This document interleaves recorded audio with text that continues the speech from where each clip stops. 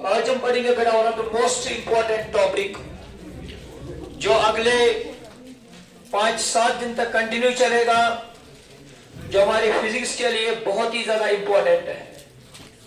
That is बेटा electric flux. Note down electric flux.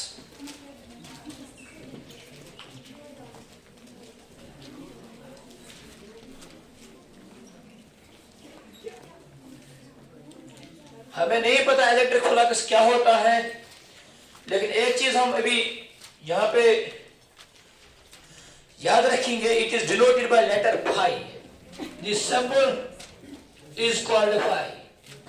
ये Greek कुछ लेटर्स हैं, जैसे सिग्मा है, जैसे रो है, जैसे पाई है, जैसे लैम्डा है, वैसे बेटा और एक सिंबल हमें याद रखना है, that is phi.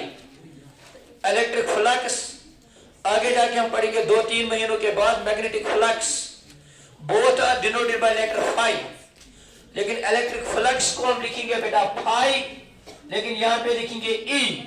This means electric flux. जब हम मैग्नेटिक फ्लक्स बेटा लिखेंगे, हम लिखेंगे फाई, लेकिन यहां पे लिखेंगे B. This represents magnetic flux. ठीक है।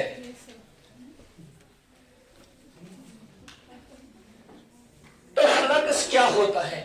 We don't know what is electric flux. हमें नहीं पता what is magnetic flux, we don't know, लेकिन हम सिर्फ जानेंगे what do you mean by flux. Flux हम किस चीज को कहेंगे? Flux means a kind of flow. It means a kind of flow. ऐसे याद रखना, it means a kind of flow. Flux, electric flux बाद में देखेंगे, सिर्फ काइंड ऑफ फ्लो को हम बोलते हैं फ्लक्स। मैं एक छोटी सी एग्जांपल से आप लोगों को समझा देता हूं बेटा। Let us consider a tape. मान लीजिए मेरे पास एक नल है बेटा, एक नल का अक्ष मैनिश। ये जो टेप है बेटा, इसमें से पानी निकलता है। ये से अब डेर गुबर में जमा गया था water flux. Flux means der, heap, pile और काइंड ऑफ फ्लो। तो जो पानी का डेर यहां पे जमा होगा ना बेटा, उसको हम बोलेंगे फ्लक्स। लेकिन अगर पानी का डेर जमा हुआ, उसको हम बोलेंगे वाटर फ्लक्स। अगर किसी और चीज का ढेर जमा हुआ, उसका उस चीज का फ्लक्स हम कहेंगे।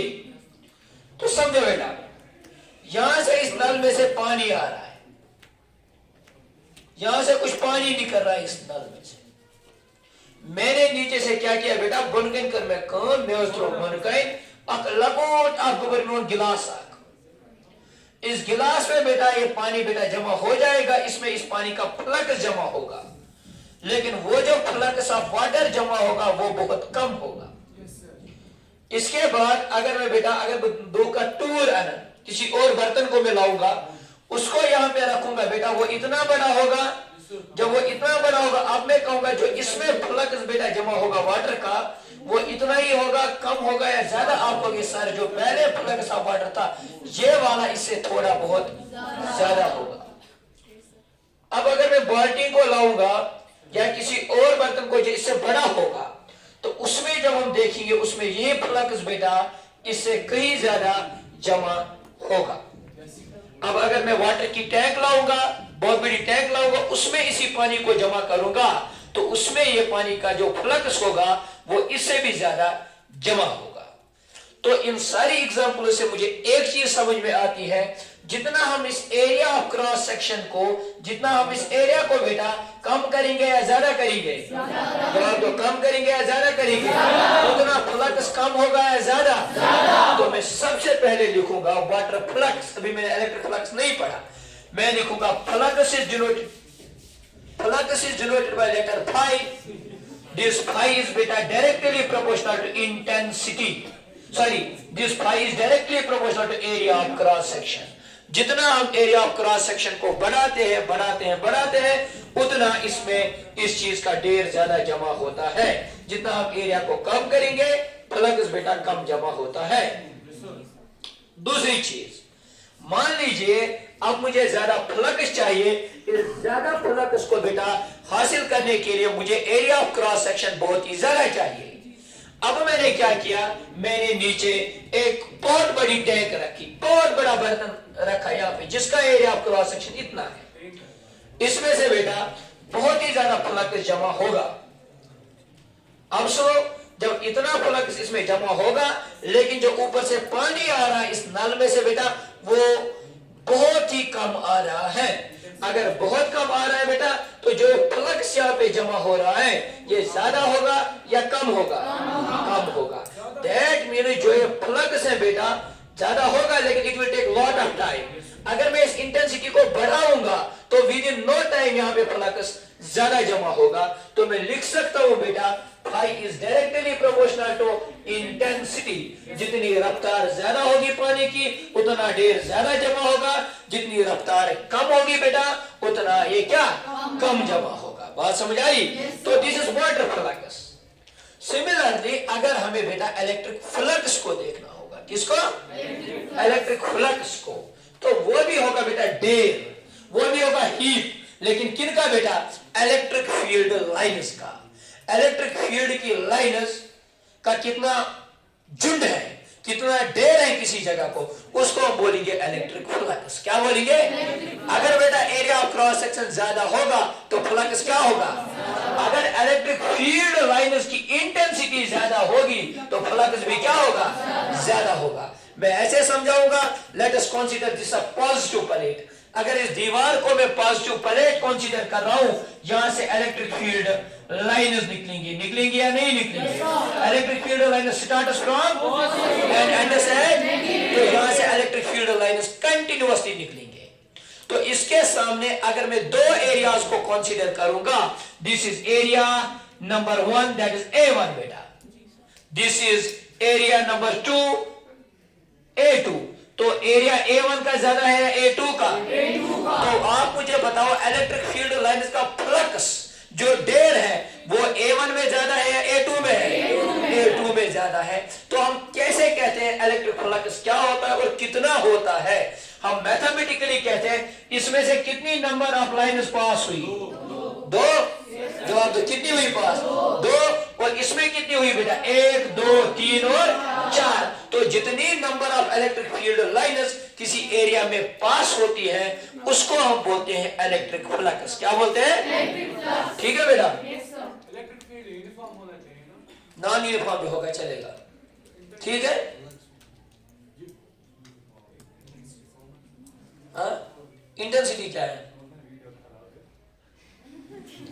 मैं बता रहा हूँ अगर ये नॉन यूनिफॉर्म होगा, हाँ, अगर ये नॉन यूनिफॉर्म होगा, ठीक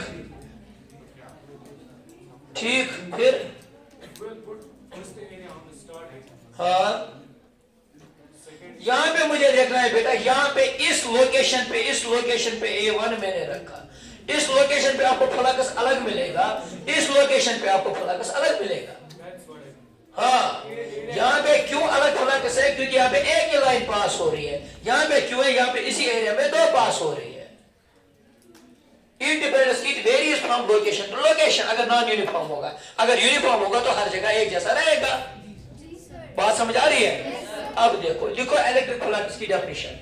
number of electric field lines, electric flux में be defined as number of electric field lines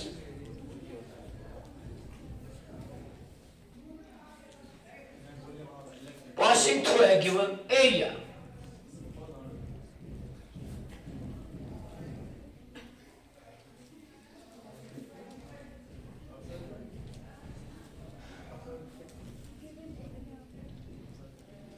area, किसी भी गिवन एरिया में जितनी इलेक्ट्रिक फील्ड लाइन्स पास होती है उसको हम बोलते हैं उसका इलेक्ट्रिक फ्लक्स।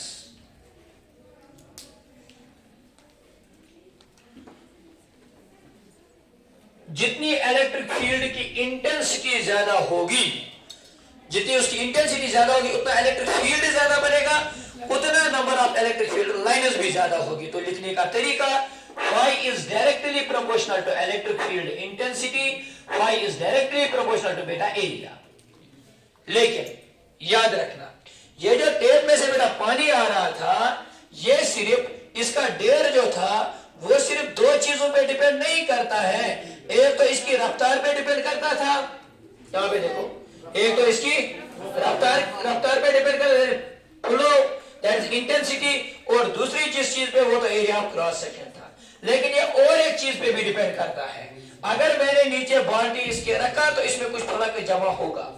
पानी इंटेंसिटी से भी आ रही है बेटा, यहाँ पे एरिया ऑफ क्रॉस सेक्शन भी इतना है बेटा, लेकिन मैंने इसको थोड़ा बेंड किया। क्या किया? अगर मैंने इसको बेंड किया तो वो पानी कभी भी इस बाल्टी में नहीं जाएगा। दैट मींस ये और एक चीज पे डिपेंड करता है, वो है बेटा ये इस सरफेस के साथ कितना एंगल बनाता है, किस एंगल से आपने इसको रखा है। अगर ऐसे रखा है तो इसमें पानी जाएगा, अगर थोड़ा बेंड कर आप इतन खबर को जही जमा। दैट मींस ये सिर्फ इन दो चीजों पे डिपेंड नहीं करता, इंटेंसिटी और एरिया ऑफ क्रॉस सेक्शन पे, ये और एक चीज पे भी डिपेंड करता है, दैट इज एंगल, और उसको हम बोलते हैं कॉस ऑफ थीटा। क्या बोलते हैं? तो मैं बोलूंगा electric flux is numerically equal to E A और cos of theta. Note down mathematically electric flux is equal to E A cos of theta. What is phi E? जरा यहां पे देखो, what is phi E? Electric. What is E? किसकी intensity? Electric field की intensity. What is A? Area. What is theta? Theta is angle between E and A. E और A के बीच में कितना एंगल होगा? ई कहां से आ रहा है? एरिया आपने कैसे रखा है? जो इन दोनों के बीच में एक एंगल होगा उसको बोलते हैं बेटा थीटा। क्या बोलते हैं? थीटा। तो ये समझ आया? देखो न्यूमेरिकली, मैथमेटिकली लिखो, mathematically electric flux is equal to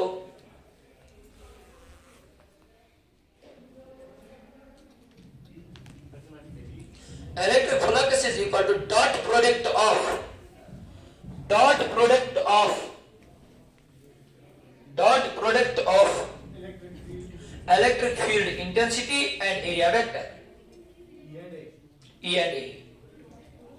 Dot product of electric field intensity and area vector. कोई शक? आगे देखो बेटा, मैंने आपको 11th में दो चीजें पढ़ाई थी। यहाँ पे देखो बेटा, यहाँ पे देखो, मैंने आप लोग को 11th में दो चीजें पढ़ाई थी।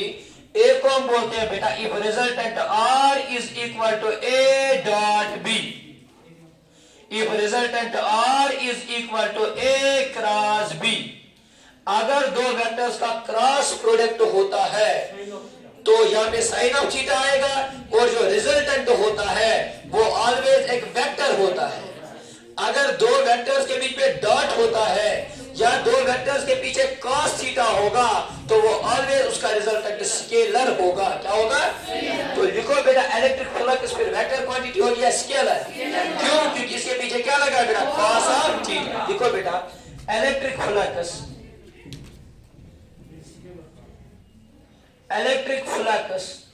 Is a scalar quantity। Scalar quantity. ठीक है, अब सुनो आगे बेटा, electric flux is a scalar quantity. अब मुझे सबसे पहले बताओ इसका SI unit. SI unit of electric flux क्या होता है बेटा? SI unit of electric flux is बेटा, इसका क्या रहेगा?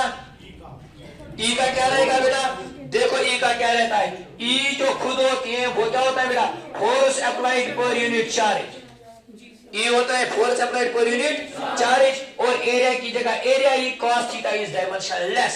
लिखने का तरीका न्यूटन पर कूलम, और ये बनेगा metre square. Newton metre square पर coulomb becomes SI unit of electric flux phi E. ठीक है, अब मुझे इसका डायमेंशनल फार्मूला बताओ। One of the most important thing that is बेटा डायमेंशनल फार्मूला। डायमेंशनल फार्मूला बोलो बेटा, कैसे लिखेंगे? कैसे लिखेंगे?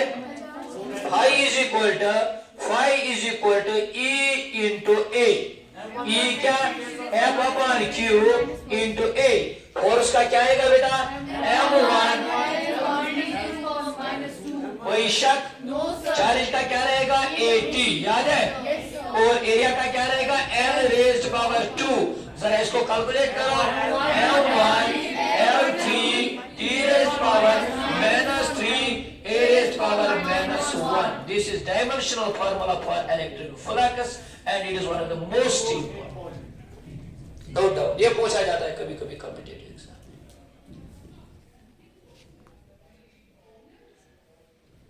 ये भी नोट करो इलेक्ट्रिक फ्लक्स।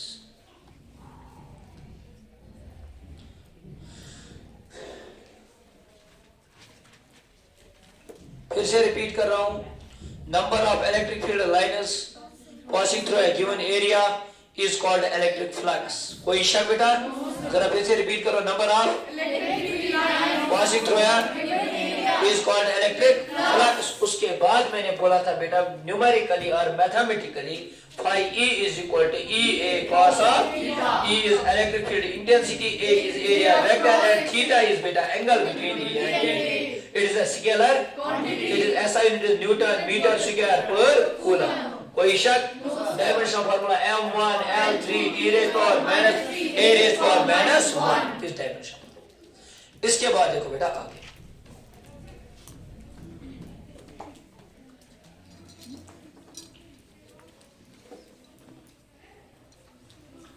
ये जो यहाँ पे मैंने बोला phi E is equal to E A cos theta, इसको और एक तरीका भी लिखने का है बेटा, phi E is equal to E vector dot A vector। इसी को हम फिर लिखते हैं phi is equal to E A cos of theta। जब डॉट को हटाते हैं फिर डायरेक्टली लिखते हैं E A cos of, अगर cos theta को हटाया मैंने लिखा E dot A, ऐसे भी लिखो बेटा। It is dot product of electric field intensity and area vector. Area vector और इलेक्ट्रिक फील्ड इंटेंसिटी डॉट।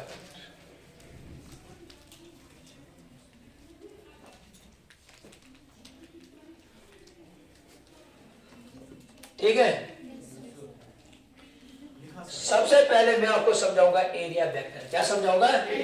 इसके बाद हम आगे बढ़ेंगे। मन घबरा,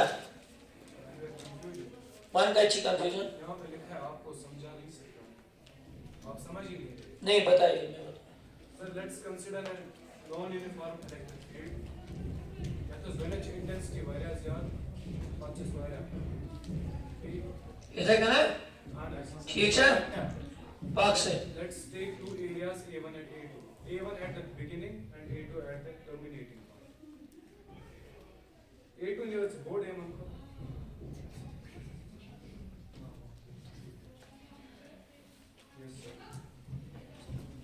A1 is such more electric flux as many lines are passing through it compared to A2. A2 मतलब चीजें थोड़ा बदल।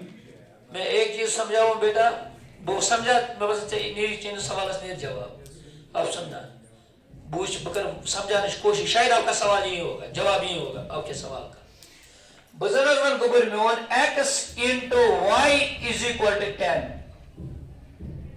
x into y is equal to, बात को समझना, मुझे आया समझ आपको क्या कहना है। x into y is equal to 10।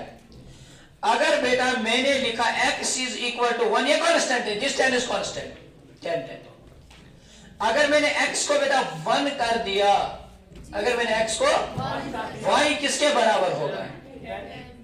1 into 10 is equal to 10। समझ नहीं आया? अगर इस 10 को कांस्टेंट रखना है, x को मैंने 2 कर दिया तो y डेफिनेटली कितना बनेगा? बात को समझना। अगर इसको कांस्टेंट 10 रखना है, अगर मैंने x को बेटा 5 कर दिया तो ये डेफिनेटली 2 बन जाएगा। अगर इसको कांस्टेंट 10 रखना है, अगर मैंने इसको 10 किया तो इसको डेफिनेटली 1 रखना है। इसका मतलब ये, अगर आप किसी चीज को कांस्टेंट करते हो तो एक चीज को अगर आप बढ़ाओगे दूसरी चीज बेटा घट जाएगी। अगर आप एक चीज को बेटा बढ़ा रहे हो तो दूसरी चीज घट जाएगी। वही चीज आप कह रहे हो। आपने यहां पे भी इलेक्ट्रिक फ्लक्स को बराबर रखा, यहां पे भी इलेक्ट्रिक फ्लक्स को बराबर रखा। अगर आपने यहाँ पे इंटेंसिटी को बढ़ाया लेकिन एरिया को फिर कम करना है, अगर आपको यहाँ पे बेटा एरिया को बढ़ाना है तो इंटेंसिटी कम होगी। समझ आया? यही कहना था या मैंने कुछ गलत कहा? वो ठीक नहीं, यही कहना था, गलत कहा कुछ? ठीक है,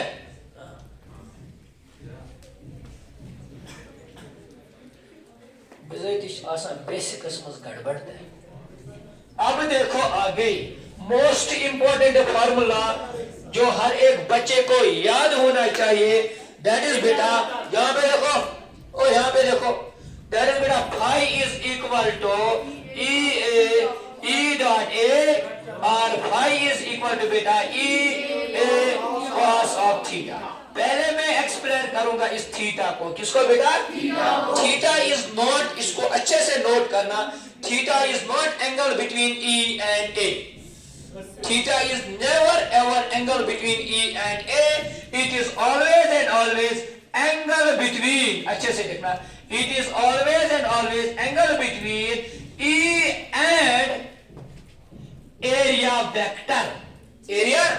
Sir, what do you mean by area and what do you mean by area vector? ये दो different terms हैं. In so many cases, area is taken as scalar quantity, but in few cases we call it area is a vector quantity. बात को समझना. लेकिन ये area vector क्या होता है? Area vector होता है जहां कहीं भी area होता है, for example, this wall contains some area. इसको कुछ area है. तो इस एरिया को एक परपेंडिकुलर में यहां पे पेन रख देता हूं इसके ऊपर, तो ये जो परपेंडिकुलर ये पेन आया ना, this pen is known as area vector. This pen is known as, जहां कहीं भी एरिया होगा उस एरिया को एक परपेंडिकुलर ड्रा करो, जिसको हम नॉर्मल भी बोलते हैं। परपेंडिकुलर ड्रा करो या बेटा नॉर्मल ड्रा करो, वो जो नॉर्मल वहां पे होगा उसको हम बोलते हैं एरिया वेक्टर। जरा इस दीवार पे आओ, इस दीवार पे मुझे बताओ एरिया वेक्टर क्या होगा, बताओ, बोलो बेटा। इसको क्या ड्रा करेंगे? एक परपेंडिकुलर, वो जो परपेंडिकुलर रहेगा उसको बताएंगे हम एरिया वेक्टर। जिसको को मुझे फ्लोरस पे खड़ा चुस बे क्या चुस तेरे floor area vector.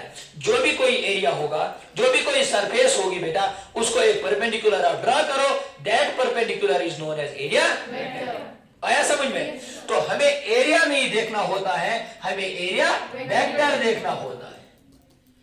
Area vector अगर किसी को एक्सप्लेन करना होगा एरिया वेक्टर क्या होता है, area vector is a vector quantity, क्योंकि इसीलिए इसके पीछे वेक्टर आया।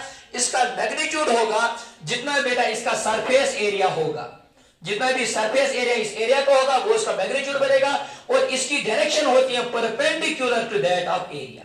जो एरिया होता है उसको परपेंडिकुलर आप ऐसे रखो, that gives the direction of area vector. समझ आया? अब देखो मैं आपको और एक एग्जांपल से समझा देता हूं। यहां पे बेटा इलेक्ट्रिक फील्ड लगा है, हाई इंटेंसिटी का इलेक्ट्रिक फील्ड, पॉजिटिव दीवार है। अगर ये पॉजिटिव दीवार है, वहां से इलेक्ट्रिक फील्ड वहां जाएंगे या निकलेंगे? वहां से निकलेंगे कंटिन्यूअसली। इलेक्ट्रिक फील्ड लाइन नेरा नेरा नेरा नेरा वारिया जात, तो मुझे तो जनाचे इंपैक्ट गोल में तीर नेरा, क्या नेरा, जैसे एरो निकलते हैं ना, जस्ट लाइक दोस एरोज, वहां से इलेक्ट्रिक फील्ड लाइन्स आ रही है। अगर एक बंदा ऐसे बैठा है, अगर इस कॉपी को बेटा मैंने ऐसे रखा तो इसके साथ सारे वो एरोज टकराएंगे, सारे एरोज। मैं बताऊंगा इस एरिया में बताओ कितना इलेक्ट्रिक फील्ड, इलेक्ट्रिक फ्लक्स है, आपको के सर बहुत इलेक्ट्रिक फ्लक्स है, बड़े इलेक्ट्रिक फील्ड लाइन से टकरावा वार न्यू में एरिया का। अगर मैं एंगल कर गुमर में चेंज वार बुझो, अगर मैं एंगल कर वार चेंज मुनकेस में टकरा ऐसे का लाइन, समझ आ रहा है? यहां से एरोज आते हैं ऐसे कंटिन्यूअसली, ऐसे एरोज आते हैं, ऐसे मैंने रखा, सारे एरोज टकराएंगे, धीरे धीरे धीरे धीरे मैंने इसको ऐसे मोड़ा, अब इसके साथ कोई नहीं टकरा, कोई भी एरो नहीं टकरा। तो अब हम देखेंगे एरिया वेक्टर। पहले अगर हम अपने केसेस दिखेंगे बेटा, स्पेशल केसेस मुझे यहाँ पे बताओ पहले, उसके बाद मैं आगे जाऊंगा। बताओ स्पेशल केसेस बेटा, special cases. When theta is equal to 0, बोलो फाई कितना होगा? E into A। बहुत अच्छा, because cos of 0 is equal to 1। मैंने कल वो लेक्चर उसमें ग्रुप में डाला था, वो आप लोगों ने देखा होगा, cos of 0 is equal to 1, ठीक है? इसलिए मैंने लिखा phi is equal to E into A। अब देखो when theta is equal to 90, phi is equal to बेटा 0। देखो दूसरा special case, when theta is equal to 90 डिग्री, ये दूसरा है बेटा, phi is equal to EA cos of 90 is equal to 0, phi is equal to बेटा 0। तीसरा बोलो, when theta is equal to 180 phi, बोलो बोलो, when theta is equal to 180 degree, phi is equal to minus EA। फिर मैं बोल सकता हूं इन तीनों इक्वेशन से, फ्लक्स में भी पॉजिटिव, इट में भी नेगेटिव, इट में भी नोट डाउन बेटा। ये मैंने पड़ोसी इधर जो जबरदस्त पैटर्न याद किया कि 12 में जाए देखो बेटा, ये लिखो पूरा, फिर लास्ट पे कंक्लूजन लिखो बेटा। फ्लक्स में भी पॉजिटिव, इट में भी नेगेटिव, फ्लक्स में भी पॉजिटिव क्या अच्छा नहीं, इस फ्लक्स में भी पॉजिटिव, इस फ्लक्स में भी जीरो, इस फ्लक्स में भी नेगेटिव। फ्लक्स पॉजिटिव भी जैसे वर्गडाइन में भी positive negative or zero because that scalar is dot product of the two vectors. Similarly बेटा फ्लक्स में भी पॉजिटिव नेगेटिव और जीरो।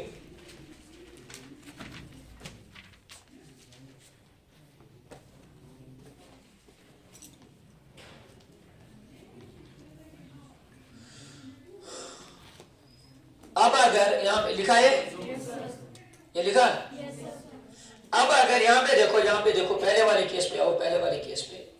अब अगर इलेक्ट्रिक फील्ड लाइन और एरिया वेक्टर के बीच में, अच्छे से देखना, अब अगर इलेक्ट्रिक फील्ड लाइन और एरिया वेक्टर के बीच में 0 डिग्री होगा, कितना होगा? 0। तो फ्लक्स क्या बनेगा? पॉजिटिव बनेगा। फ्लक्स क्या बनेगा? पॉजिटिव बनेगा because theta is equal to 0। जब थीटा 0 आया, cos of 0 is equal to 1, ये बनेगा phi is equal to E into A।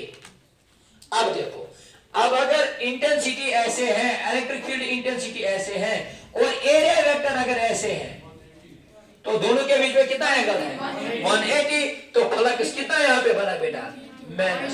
तो मैं बोल सकता हूं जब भी बेटा इलेक्ट्रिक फील्ड लाइन्स बाहर की ओर निकलेगी एक एरिया से, जब भी एक एरिया से इलेक्ट्रिक फील्ड लाइन्स किधर की ओर निकलेगी? बाहर की ओर निकलेगी, तो एरिया वेक्टर और इलेक्ट्रिक फील्ड लाइन के बीच में कितने डिग्री एंगल होगा? 0 डिग्री। तो वो बनेगा पॉजिटिव। क्या बनेगा? पॉजिटिव। अब अगर एरिया वेक्टर बेटा ऐसा है, एरिया वेक्टर ऐसा है, इलेक्ट्रिक फील्ड लाइन ऐसे आ रही है बाहर से ही अंदर एरिया की ओर, तो यहाँ पे एंगल कितना बना? Theta is equal to 180 degree. तो जो हमारा फ्लक्स था वो क्या बन गया? पॉजिटिव और नेगेटिव? नेगेटिव। लिखो, inward electric field lines are taken as inward if electric field lines are inwards. ऐसे लिखो, if electric field lines are inwards, if electric field lines are inwards, then electric flux is taken as negative। कब हम electric flux को negative लेते हैं? When electric field lines are inwards, electric flux is taken as negative। When electric field lines are outwards, when electric field lines are outwards, flux is taken as positive। Flux is taken as positive। अब इधर दो बेटा एक copy इधर दो बेटा। पूछो सही, ये मेरा एरिया है, यहां पे देखो बेटा अपना, बेटा यहां पे देखो, दिस इज माय एरिया, ये मेरा एरिया है। मुझे एरिया को कुछ नहीं करना है बेटा, मुझे एरिया वेक्टर को लेना है। इफ दिस इज एरिया, और यहां पे देखो, इधर देखो बेटा, ये एरिया है, this is it is area vector. बात को समझना, ये एरिया है, मुझे कुछ नहीं करना, this is it is area vector. ये एरिया है, this is it is area vector. बात को समझना, अगर गुबन में इलेक्ट्रिक फील्ड लाइन्स यह एरिया तो में परपेंडिकुलर पैटर्न क्या बने? Area vector. बात को समझना, यहां से बेटा बहुत सारे एरोज आते हैं, बेटा, वो इसके साथ टकराते हैं, तो कुछ ना कुछ फ्लक्स होगा, कुछ ना कुछ electric field lines passing through the given area होंगे, लेकिन हमें एरिया वेक्टर चाहिए कि ये। बात को समझना, द एंगल बिटवीन, यहां पे याद रखना, ये है इलेक्ट्रिक फील्ड लाइन, ये क्या है? तो यहां पे देखो, ये क्या है बेटा? Electric field. ये क्या है इसका? Area. This not area vector, this is. तो एरिया और इलेक्ट्रिक फील्ड लाइन के दरमियान एंगल कितना है? 90 degree. cos of 90 is equal to 0। तो फ्लक्स कितना? लेकिन ये एरिया के बीच में वेक्टर एंगल नहीं होता है, ये एरिया वेक्टर के बीच में होता है। दिस इज एरिया, और इस एरिया को एक परपेंडिकुलर ड्रा करो, दिस परपेंडिकुलर। अब देखो, अब ये आ गई आपकी इलेक्ट्रिक फील्ड लाइन की इंटेंसिटी और ये आई इलेक्ट्रिक फील्ड लाइन की डायरेक्शन। इन दोनों के बीच में कितने डिग्री एंगल है? अगर 0 है, एरिया नहीं, एरिया वेक्टर की बात कर रहा हूं, कितने डिग्री? अगर 0 डिग्री है तो फ्लक्स कितना आएगा? फाई इज इक्वल आया। अब देखो धीरे धीरे मैंने इसको रोटेट किया, इलेक्ट्रिक फील्ड लाइन ऐसे, लेकिन एरिया वेक्टर ये, तो एंगल कितना? अगर एरिया वेक्टर 90 डिग्री आया तो इन दोनों के बीच में 90 डिग्री एंगल आया तो फ्लक्स कितना बनेगा? समझ आया? अब धीरे धीरे मैंने ऐसे किया, अब कितना? 180, ये इधर, तो फिर से आएगा माइनस ई ए। यहाँ पे फ्लक्स है या नहीं है? या नहीं है? फ्लक्स है या नहीं है? Is this area vector? Angle कितना? एंगल कितना? एरिया वेक्टर और इलेक्ट्रिक फील्ड लाइन के बीच में एंगल होता है 0। अगर मैं एरिया की बात करूंगा फिर 90 है। This area, this is area vector. Electric field intensity सी की एरोज पाका, इमेजिन करो एरोज पाका, यहां से एरो चल रहा है, तो दिस इज एरिया वेक्टर। इन दोनों के बीच में कितने डिग्री? 0 डिग्री। अब मैंने इसको टर्न किया, अब कितना आ गया? 90 डिग्री। फ्लक्स कितना? 0। अब कितना? 1। फ्लक्स कितना? माइनस ई। अगर आप ऐसे देखो, ऐसे इसके साथ तीर टकराएंगे या नहीं टकराएंगे? फ्लक्स होगा या नहीं होगा? अब धीरे धीरे इसको टर्न करो, फ्लक्स कोई तीर टकराएगा? फ्लक्स कितना बनेगा? अब फिर से टकराएंगे ना, लेकिन उल्टी डायरेक्शन। समझ आया?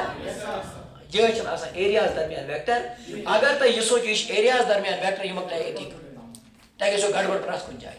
इस जगह कैसे आया, इस जगह कैसे आया? जब आपने सोचा कि ये एरिया के बीच में नहीं, एरिया कोई परपेंडिकुलर चीज होती है जिसको एरिया वेक्टर बोलते हैं, जिसकी डायरेक्शन होती है, एरिया वेक्टर की डायरेक्शन ये होती है परपेंडिकुलर। उस परपेंडिकुलर के बीच में और इलेक्ट्रिक फील्ड इंटेंसिटी के बीच में ये एंगल होता है, तब जाके आपकी फ्लक्स की कैलकुलेशन आएंगे। बोलो समझ में आया या नहीं आया? अब लो बेटा, ये नोट किया? जल्दी से बोलो, नंबर ऑफ इलेक्ट्रिक फील्ड, जवाब नहीं आ रहा। Number of electric field passing through a given is called electric number of passing through a given is called electric field, electric flux. It is denoted by letter phi e. It is denoted by letter phi e. Mathematically phi is equal to E dot or EA cos of theta. E is electric field, A is area, and theta is angle between electric field intensity and area. Area को perpendicular, that is area vector. इन दोनों के value when theta is equal to 0, flux is equal to E. When theta is equal to 0, flux is equal to E. When theta is equal to 90, flux is equal to 0. When theta is equal to 180, flux is equal to 90. And conclusion ये निकला, flux may be positive, negative or zero. Inward flux is taken as negative, outward flux is taken as positive. यहाँ तक clear? अब देखो, अब अगर हमारे पास non uniform electric field होगा, ये उन केसेस के लिए होगा बेटा, ये उन केसेस के लिए होगा जहां पे यूनिफॉर्म इलेक्ट्रिक फील्ड होगा, जहां पे एरिया होगा वो भी यूनिफॉर्म होगा। उस केस के लिए ये वाला फार्मूला लगेगा। यहां पे देखो, जो हमारे पास और एक फार्मूला है जो यूनिफॉर्म के लिए नहीं लगेगा, नॉन यूनिफॉर्म के लिए लगेगा। नॉन यूनिफॉर्म वो क्या है बेटा? ये हमारे पास एक चार्ज है, पॉजिटिव चार्ज, इसमें इलेक्ट्रिक फ्लक्स बना है, इलेक्ट्रिक फील्ड लाइन है अपने आसपास।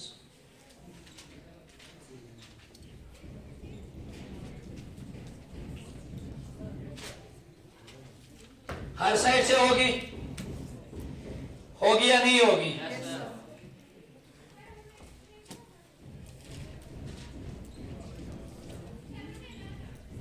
ऐसे होगी।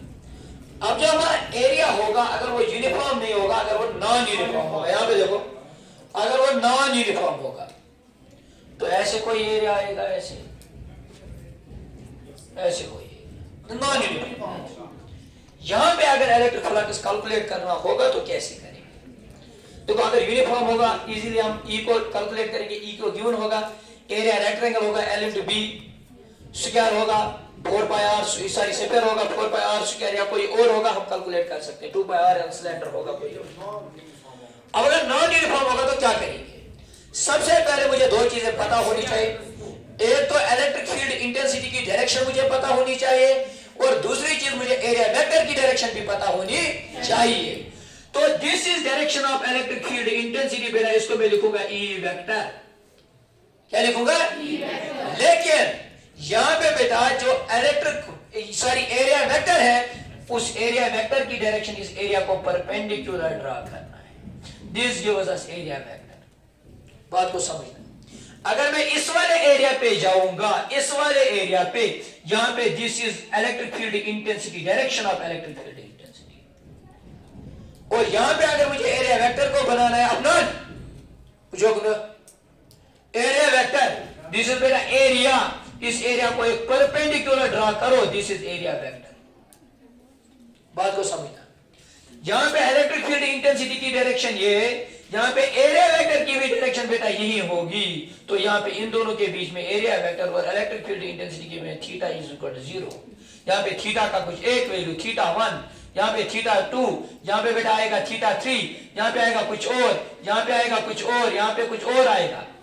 हर जगह एरिया वेक्टर डिफरेंट, हर जगह बेटा इलेक्ट्रिक फील्ड इंटेंसिटी डिफरेंट, हर जगह इनके बीच में एंगल भी क्या आता है? डिफरेंट। तो ऐसे हम